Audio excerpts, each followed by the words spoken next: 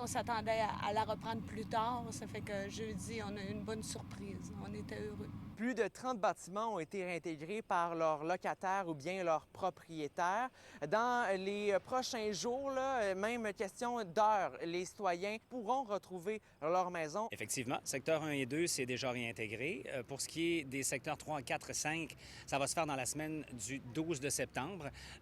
Donc, après ce délai, tous les citoyens concernés pourront réintégrer leur domicile en toute sécurité. Le mot d'ordre ici dans le quartier, c'est soulagement parce que les citoyens peuvent enfin retrouver leur maison. Oui, il y a des soupirs de soulagement pour plusieurs. C'est certain que les travaux de renforcement ont occasionné chez certains résidents des bris. On rappelle aux citoyens concernés que les bris qui ont été occasionnés sur leur terrain, c'est la responsabilité de l'entrepreneur qui a fait les travaux de remettre les terrains en état. Pour ceux qui auraient eu des dommages à la structure des maisons, au revêtement extérieur, par exemple, parce qu'on sait qu'il y a eu des butées de béton installées quelquefois très près des résidences, ceux qui observent des dommages sont invités via le service de réclamation de la Ville à adresser une réclamation qui sera analysée. Éventuellement, une décision sera rendue. Le premier soir, on a couché là. Je me suis dépêchée de faire le ménage de ma chambre, puis on a couché là. Est-ce qu'il y a encore une petite crainte qui vous habite là, par rapport au glissement de terrain? Oh, pas vraiment, pas vraiment. Ils nous ont rassurés énormément. C'est sûr qu'on regarde faire les travaux puis on voit que la butte elle a baissé énormément. Ensuite, c'est juste la première phase, fait qu'il va y en avoir deux autres.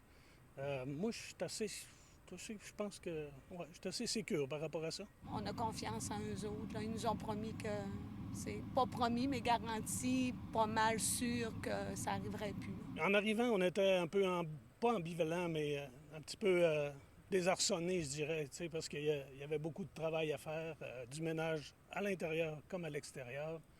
Et puis moi, mon terrain a été ravagé quand ils sont venus enlever la maison qui est tombée sur notre terrain. Là. Fait que je voyais tout ça, puis toute l'immensité du travail qu'il fallait faire pour remettre ça comme c'était. Fait que ambivalent par rapport à ça, mais très content de revenir chez nous.